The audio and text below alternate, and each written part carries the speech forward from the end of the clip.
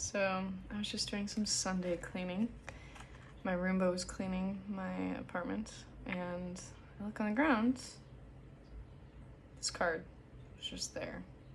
Four of Wands. I haven't even used my cards all day. I don't know how long this has been on the floor, but the Roomba moved it so that I could see this card. This is the Four of Wands. And I'm like, Spirit, what's this about? This is literally like, this is celebration. This is stability. Did you hear that? I think that's my cat.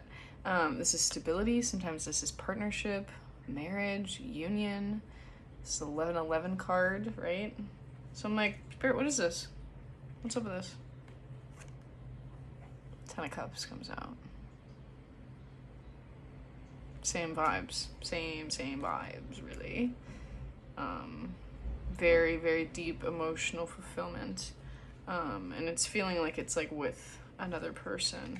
But I don't think you see this yet. I don't think it's materialized in your reality. 111. But there's this, Spirit is asking you to let go of past pain. That is a part of this. So we have the Four of Pentacles reversed and the Six of Cups reversed. I'm hearing like you're incredibly stubborn, and so we're gonna need you to like loosen up a little bit here, in order to receive what it is you're meant to receive. You have past memories that honestly are kind of like traumatic of like I think you're someone who you have a very clear mind when it comes to visuals, and they like almost like a photographic memory. Okay, so it's a blessing and a curse because the bad memories more accessible because you can still see it. And I'm seeing that because in this card, like she's looking at a memory, like in this bubble of two hands. These people. So it's past romantic pain, times where you might have felt like someone stole something from you, either literally or emotionally in an experience. And you're gripping on really tight to this memory, like thinking that it's gonna keep happening. You're looking for it around you. You don't have any evidence around you, is what I'm hearing, that more people are doing this. But that's what happens when we go through trauma, is we are like, parts of us get stuck in those memories and attached to what it was. They attach to that story. They create a story out of it. Oh, this person stole this from me. This person cheated on me. This person hurt me, abandoned me, betrayed me. Insert whatever. And so that means blank about me. You create a story of what that means. And that story starts to manifest in your reality around you. 3, 2, 1. You start to see it everywhere, unfortunately. And it's just like, in order to move beyond this, there's a need to, I'm really just getting like holding that part of yourself in compassion. I think you energetically, you have an opportunity at this time to let this go. And it's going to show up for different people in different ways.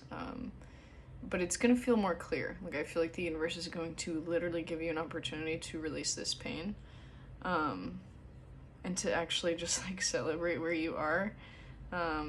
Like looking at the actual evidence you have in your life versus like what you're projecting onto your life, right? There's a difference. It's hard to see when we're triggered, but when we're calm and stable, we can see the difference. So yeah, these past memories are like, got you in a chokehold. Like they have you frozen. We have 8 of Cups.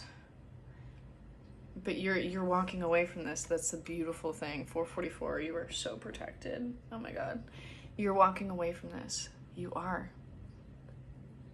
You're walking away from these emotional investments of the emotional investment you've had on your past. Do you know how powerful that is?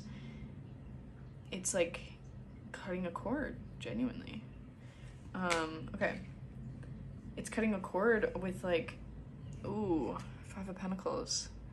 This is really like all this energy I'm talking about, it feels like a victim part of you.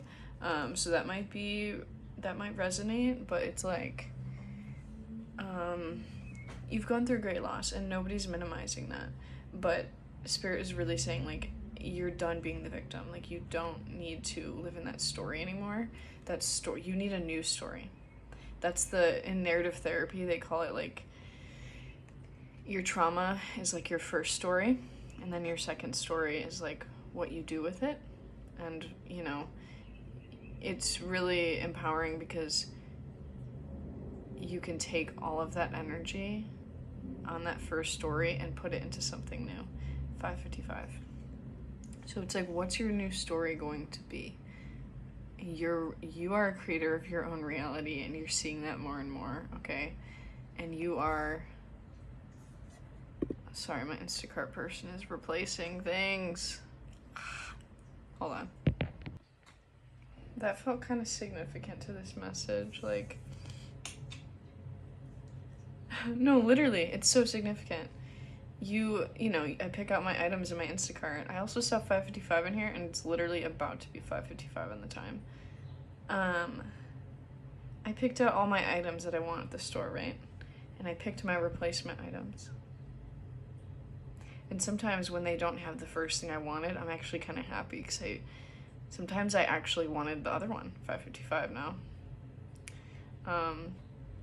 So there's almost this pleasant surprise of a new story has emerged or is emerging inside of you, and you can feel it.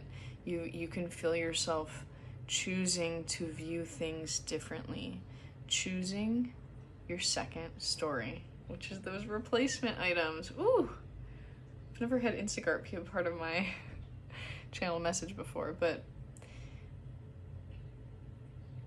what you thought things would look like, that's not what it looks like, but that's okay, because it was never meant to look like what you thought it would look like.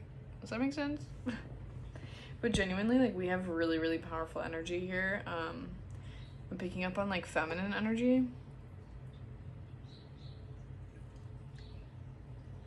So, we have the Queen of Swords, Nine of Pentacles, Queen of Cups,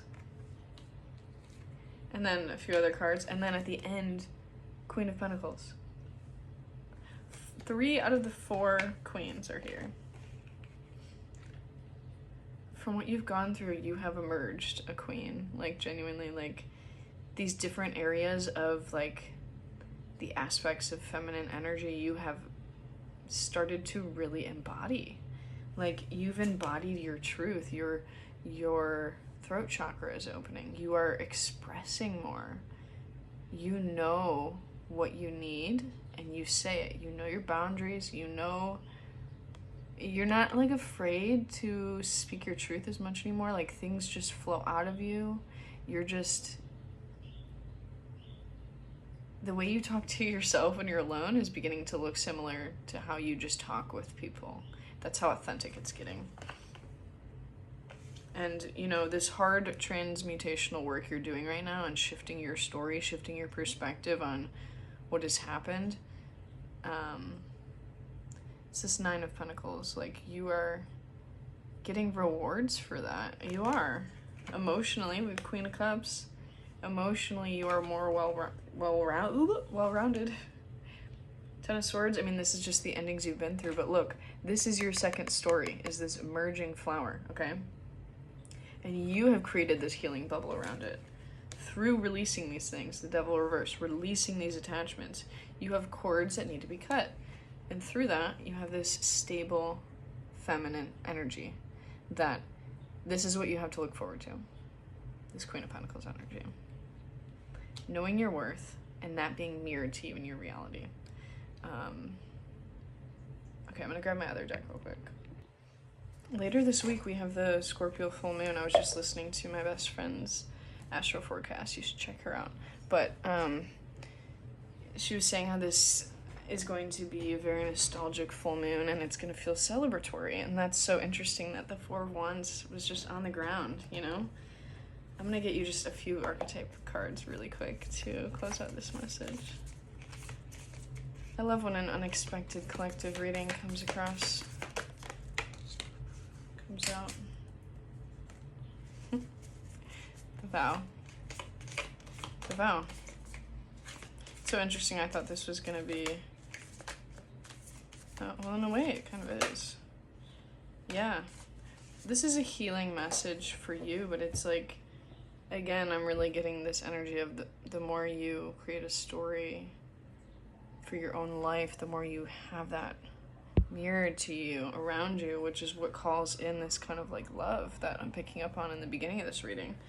Someone's gonna see you like this. All of these versions and beautiful strengths and qualities of you. Someone's gonna see that, and you have the Vow and the Orphan. That's so interesting. This is literally you making a promise to yourself to not abandon yourself anymore, but also to kind of, in a way, move on from the stories of the orphan. Oof, that's what it is. You're making a vow to move on from that. And that doesn't mean we're abandoning any parts or getting rid of any parts of us from the past. They stay with us, they just transform, and they enter new stories with us. That's how they learn that they can be safe again in another way.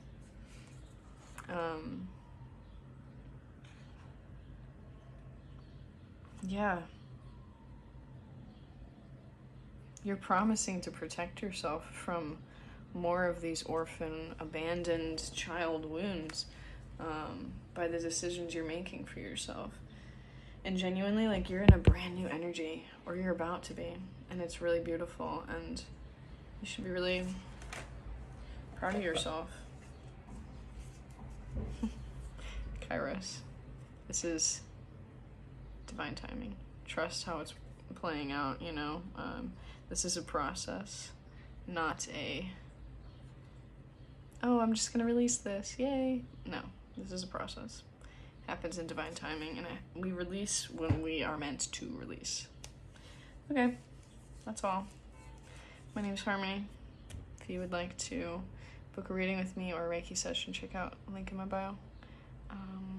Check out my Reiki lives sometime too. Okay, bye.